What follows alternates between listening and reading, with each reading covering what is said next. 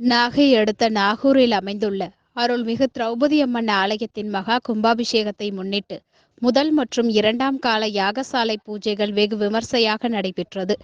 தொடர்ந்து யாகத்தில் வைத்து பூஜிக்கப்பட்ட கடங்கள் ஊர்வலமாக எடுத்து வரப்பட்டு அம்மனுக்கு புனித நீர் கொண்டு அபிஷேகம் நடைபெற்றது. பின்னர் சிறப்பு அலங்காரத்தில் மகா தீபாராதனை காண்பிக்கப்பட்டது. இதில் திரளான பக்தர்கள் கலந்து கொண்டு சுவாமி தரிசனம் செய்தனர்.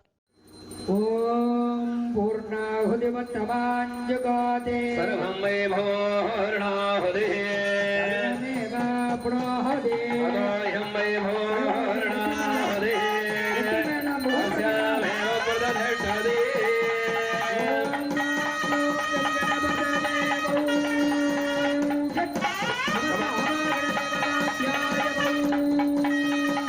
நமஸ்த பரிவாரே